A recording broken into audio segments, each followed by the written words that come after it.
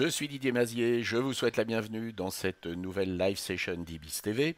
Je vous ai un petit peu négligé ces derniers temps et je m'en excuse auprès de tous nos nombreux abonnés sur cette chaîne. Pensez également à abonner vos amis pour avoir encore plus d'abonnés.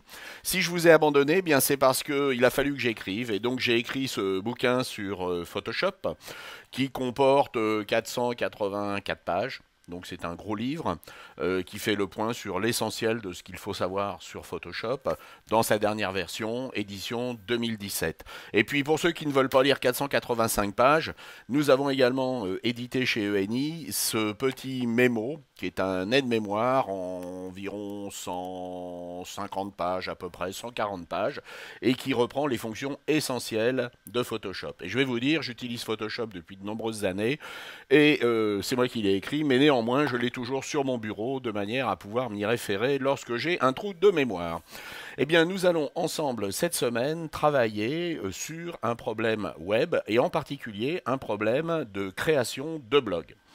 Lorsque vous voulez créer un blog, vous pouvez le faire directement en ligne avec des outils comme WordPress.com ou installer un CMS comme WordPress ou Joomla ou Drupal de manière à gérer votre blog.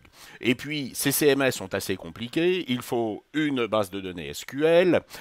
Et il faut également connaître un petit peu le développement, et vous allez en fait passer beaucoup plus de temps à gérer l'infrastructure de votre blog que le blog lui-même. Si vous voulez créer un blog très rapidement, vous pouvez travailler en statique. Et nous allons voir comment travailler en statique avec un nouvel outil qui est Publi.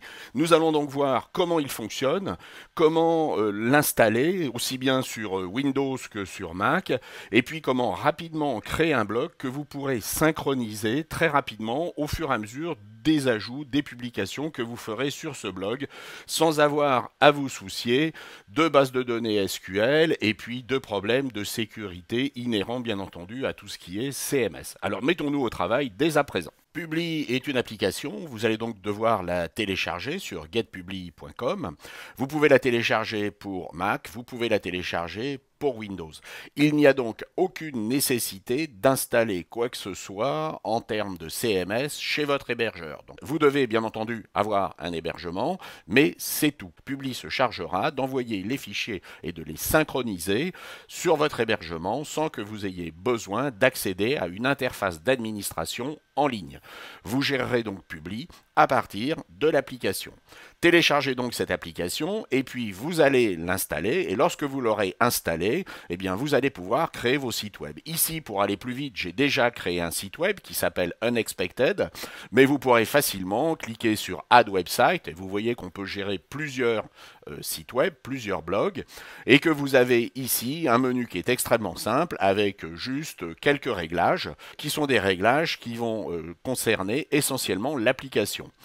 Au chargement, vous choisissez le site web qui va être chargé. Quel est votre format d'heure? Est-ce que vous êtes sur 24 heures ou sur 12 heures AM/PM? Et vous allez régler également le système qui redimensionnera les images que vous envoyez pour qu'elles puissent être responsives. Ne vous occupez pas des DevTools qui ne sont pas particulièrement intéressants. Et vous avez ici les thèmes qui sont disponibles.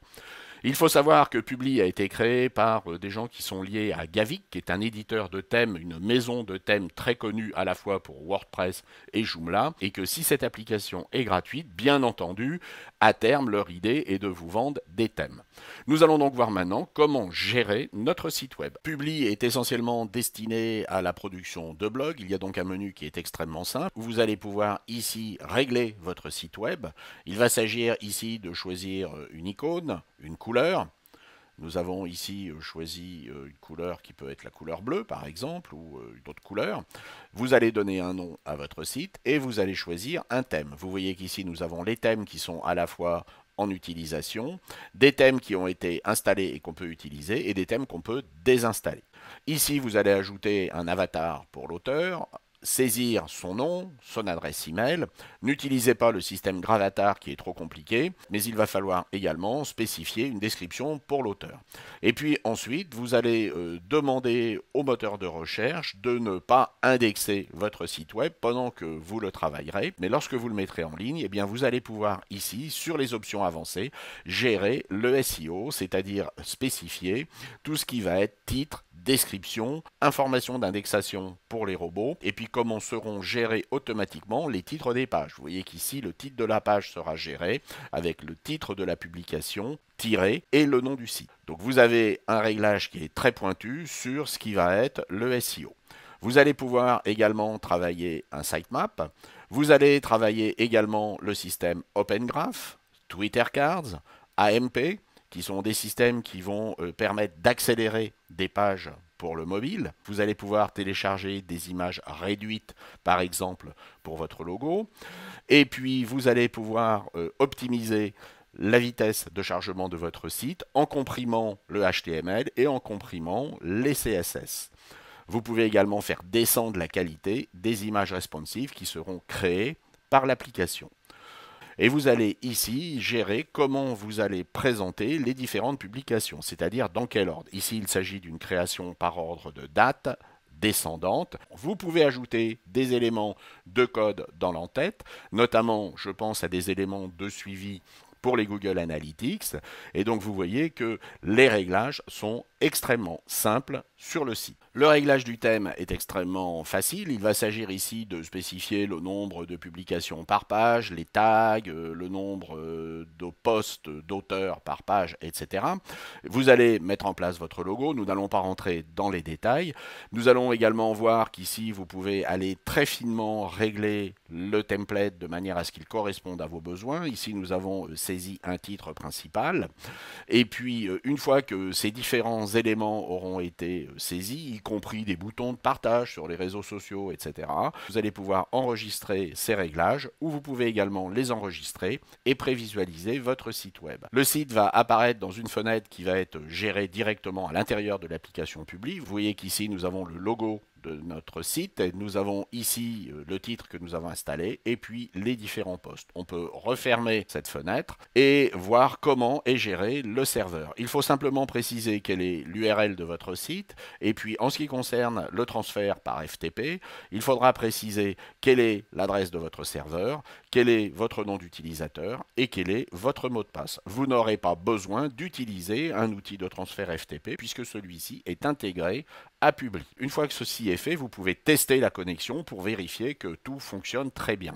Et puis à chaque fois que vous ferez des modifications, eh bien vous cliquerez ici sur Sync Your Website et automatiquement Publi se connectera au réseau et ira faire les modifications nécessaires sur votre hébergement de manière à ce que votre blog soit à jour. Il s'agit donc de générer à chaque fois du statique. Il n'y a pas de base de données sur le serveur. Vous allez également pouvoir gérer ici des menus. Nous n'avons pas de menu. Vous pourrez également gérer des tags et puis bien entendu l'essentiel de votre travail sera sur les publications, c'est-à-dire les posts. Vous créerez donc sur Add New Post. J'ai créé ici déjà différents posts.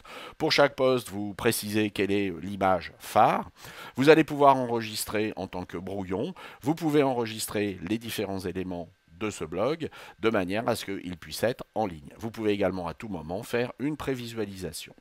Les outils de blog sont les mêmes que sur pratiquement tous les outils de publication. Vous pouvez inclure des images et vous allez pouvoir inclure également des vidéos. Une fois que vous avez terminé votre post, vous allez pouvoir l'enregistrer et vous allez pouvoir le prévisualiser. La prévisualisation va s'effectuer également dans une fenêtre de Publi et vous voyez que nous avons ici notre post. Vous constatez donc qu'il s'agit d'une alternative très intéressante au CMS puisqu'il n'y a absolument aucune installation à faire ni d'une base de données ni des éléments applicatifs de WordPress ou de Joomla chez un hébergeur. Vous allez donc pouvoir créer un blog très rapidement et vous concentrer sur la publication du contenu. J'espère que cela vous a intéressé et puis je vous dis à très bientôt. Au revoir.